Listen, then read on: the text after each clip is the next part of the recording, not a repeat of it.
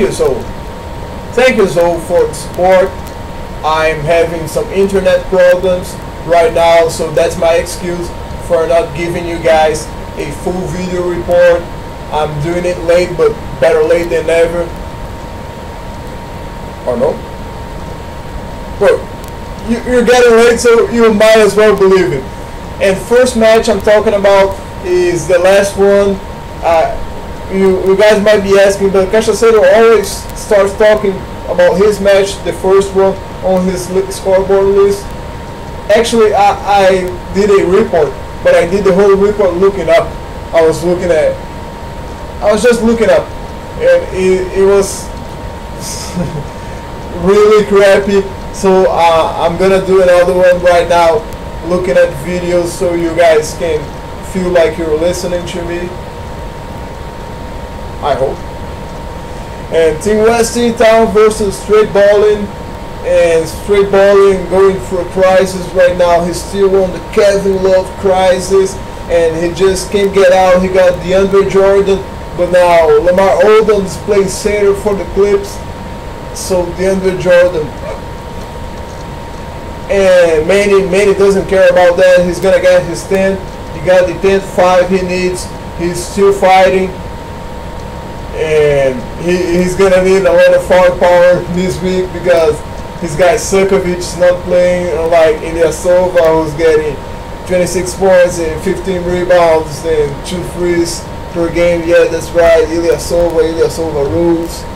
And moving on to the next match, we got Bill So Hard versus Basket Fanaticals. Yes, Basket Fanaticals, the 3-point guy, but 3-pointers were not enough for him. I don't think he even won 3-pointers.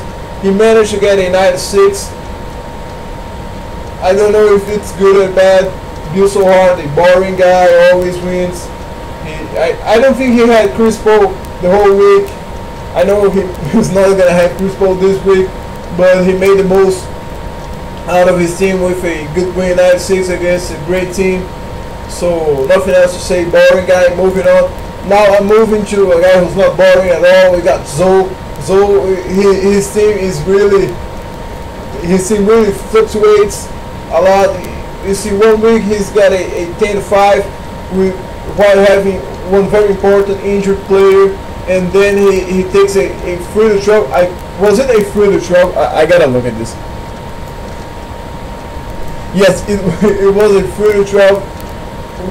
And then you ask, Cachaceiro, why do you say free to 12 instead of talking about the team that won, the team that deserves your attention, and say it was a 12-3? Why do you say Zoe lost instead of saying Shooter won? Well, Shooter's boring. Shooter always wins. So I'm talking about Zoe, the fun guy, the guy who loses by a great margin, wins by great margin. I know, Shooter, you talk a lot on the fantasy front, you talk on the smack board, but your team is winning too much, so you don't qualify for the fun guy. And that guy Zoe, he does. I don't think he has Howard, and Gasol is coming from the bench. I mean, D'Antoni, what the fuck are you? You put the best international big man on the bench for Earl Clark and Dwight Howard. I know Howard is a great player, and Earl Clark, I'm calling him Earl and Clark Kent. Anything that doesn't require a lot of R's. By the way, the English R is the most bizarre sound in any language. It's even worse than the Chinese vowels. You have the yeah, even worse than that. Did I talk about score? Yeah, I talked about score. Now I'm randomly rambling. I'm looking like one of those weird guys from sitcoms, who those nervous guys. Okay, moving on to the next match. We had Kobe All Stars versus Team Cash. And this presentation, this intonation was actually the best thing about Team Cash this week. He just, whoop. I mean, Cash got run over by Kobe All-Stars. Kobe All-Stars still believing in the dream. Yeah, Kobe, you can do it. Don't stop believing. Yeah, Trash 80s for those of you old enough to remember. And stop calling me old, because I sang a Trash 80s song. You can have fun too with Trash 80s songs.